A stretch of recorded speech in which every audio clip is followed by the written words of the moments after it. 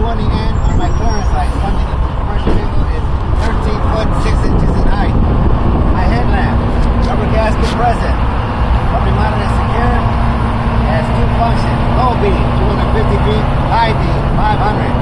Amber color light has three functions: turn signal, four-way flasher, pocket light. Now we open up the safety on the top. Four-way pressure. Now walk the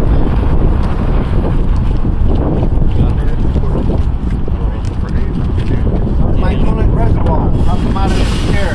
Filled to the proper level. Do not open the cap when it's hot. Remember, it's 110. All my hoses are present. All my clamps are present.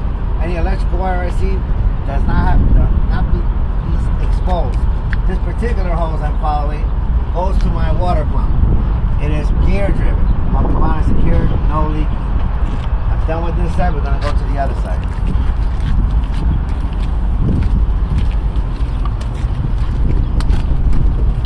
Down here is my air compressor. Everybody get close to take a peek. That's the air compressor. All hoses are attached. It is gear driven. No audible leaks. From there we go to our power steering reservoir.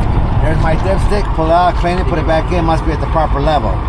Oil dipstick. Same thing. Pull it out, clean it, put it back in. Must be at the proper level. Alternator. Properly mounted, secured. All bolts are present. Electrical wire has no corrosion. And it is belt driven. No more than a half-inch replay. Not cut, not damaged, not worn out. From there, we're going to talk about steering. Steering shaft with a universal, properly mounted. My stir box is connected to my frame. All my hoses are attached, not leaking. This one down here is my pitman arm with a Casanat and Carter pin. This is my drag link, not bent, not cracked, not broken, attached to my control arm with Casanat and Carter pin. Down there is my tie rod, not bent, not cracked, not broken. Suspension. That's my spring hanger. Mounted to my frame, no missing hardware. This is my spring leaf. If I have a quarter-inch crack in it, I can put out of service. So no cracks, no damage, no missing parts.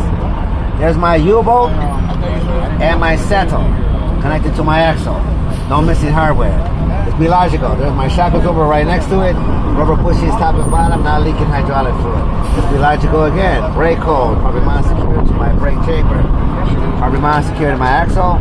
There's my push rod, looks like a fork, and my slack adjuster. No missing pins. How do I test it? I secure my vehicle, put it in gear, take the key out in my pocket, step out of the vehicle, chuck my last two wheels on my cab, come back in, release my brakes, come back out and pull on it. Should be no more than 1 inch. Bigger than 1 inch, I'm out of adjustment. Brake pad material on the brake shoe, 1/4 of an inch minimum. No oil, no water. Brake drum, not cracked, not damaged. I'm talking about the steering tire. Remember, they cannot be recapped. Federal law. This is my thread depth. Minimum 430 seconds. No nails, no glass, sidewall, no bubbles, no cuts. Mounted to my rim with no gap. It's a steel rim. So my lug nut, if I'm missing one, I can be put out of service. So how do I know if they're loose? On steel, I will see rust trail. If it's aluminium, I see shiny powder. Axle hub bearing unit, all bolts are present. 3/4 of the way filled up with heavyweight 80 oil. Most importantly, no leaking. If it leaks onto my brakes, brake failure. It's hot enough to set my tire on fire. You notice there's an air valve with the cap present. Take the cap off, use air gauge, 100 PSI. Gentlemen, that is A.